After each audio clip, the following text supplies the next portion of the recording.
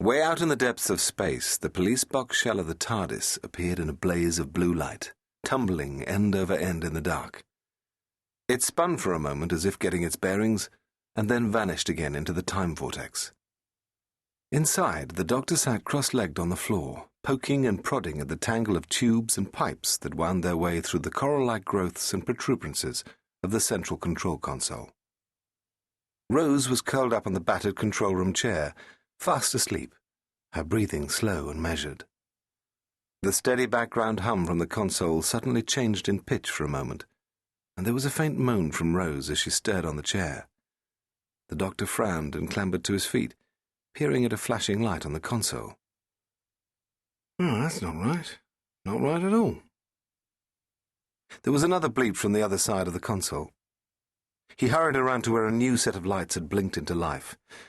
There was a low electronic burbling from somewhere deep in the machinery below him.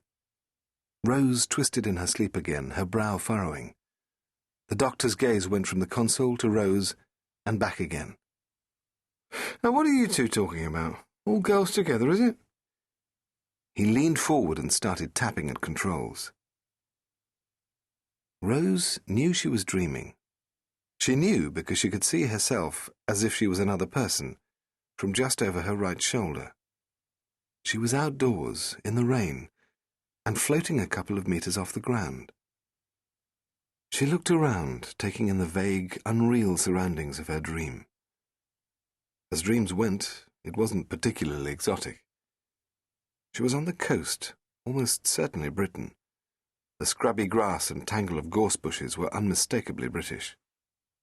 Then she noticed the child looking at her. A small child in pyjamas.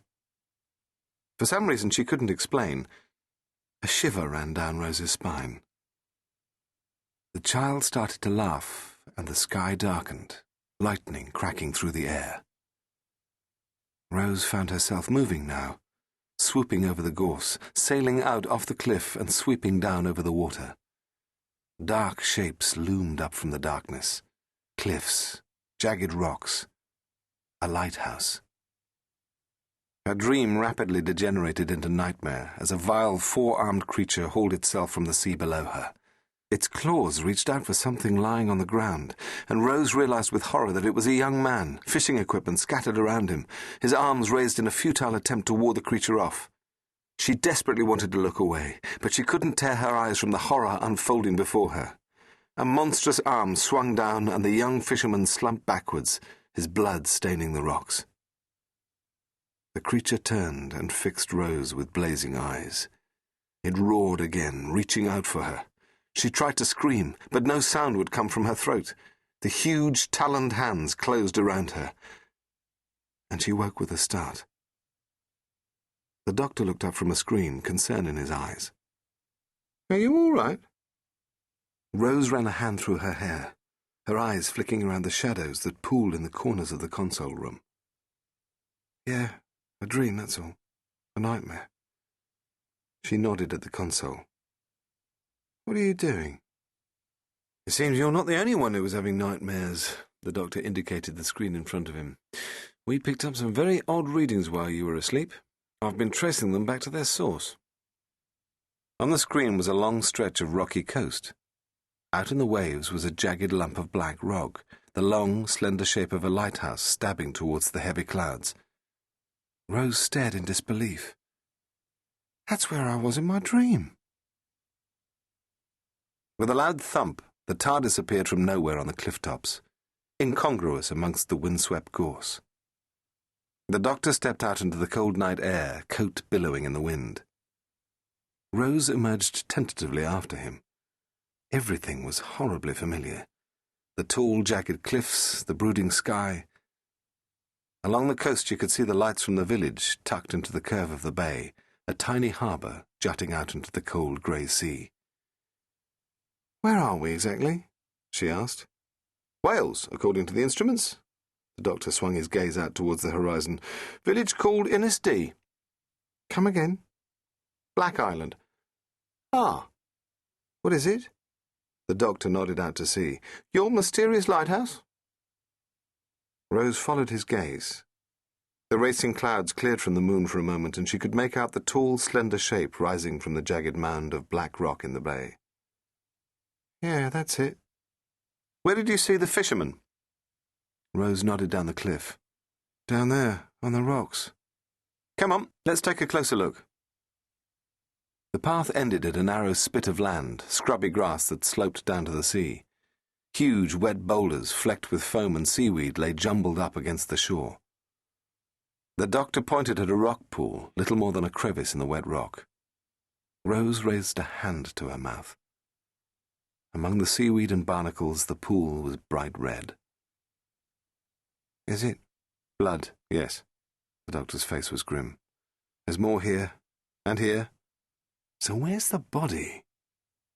Perhaps the thing took it back into the sea, you know. Food? Possibly. Rose looked around. No, hang about, he was a fisherman. He had bags, rods and stuff. They've gone too. Well, I can't see our mysterious creature being an avid fishing fan. The doctor wiped his hands on a patch of clean grass. No, someone's been here cleaning up after their pet. Rose looked at him in horror. You don't think... I'm not sure what to think yet. He gave her a reassuring smile. But we're not going to find out anything more down here, not tonight at any rate. We should try the village. Ask around. Someone must know something. A clear track led away from the cliffs towards a patch of woodland that arced down towards the village in the bay. The doctor and Rose raced for the cover of the wood as the wind swirled icy rain around them. They reached the tree line breathless, the doctor's hair plastered to his forehead. Rose giggled at him. Why can't you ever take her somewhere nice and warm?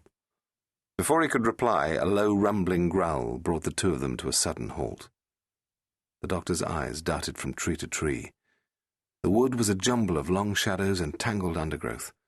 The moon cast pale pools of light among the wet leaves as the clouds uncovered it for a moment, and the trees were plunged into darkness once again. Rose clutched his arm. Over there? The doctor followed her gaze. A large shape crouched in the shadows of an oak tree. The two of them started backing away from the shadowed monster. With a shattering roar, it broke cover, crashing through the wet leaves towards them. Freeze! The doctor hissed. The creature was huge and grey, its face a mass of shiny black eyes and jutting fangs. 8 thick, fleshy tentacles sprang from the glistening body, writhing through the mulch of woodland floor, dragging the creature forward. The doctor peered at it in puzzled fascination. The creature seemed wrong somehow, thrown together, not the product of any normal evolutionary process. He took a step forward, intending to get a closer look, but Rose hauled him back frantically. What are you doing? I wanted to see if I could get a better look at it. He gave her a stern look. It's not at all like you described it, nothing like. Wrong number of arms, for starters. We'll have to give you a few lessons in alien identification when we get back to the TARDIS. If we get back to the TARDIS, you mean? Besides, it's not the wrong number of arms, because that's not the thing I saw. There was a shattering roar from behind them. The two of them spun to see another creature emerging from the shadows. That's the one I saw, said Rose. Oh, righto, sorry. The doctor gave her a weak smile. I think it might be time to run now. Rose rolled her eyes. You think? Run! The doctor and Rose plunged off the path, pushing through the tangle of tree roots and brambles.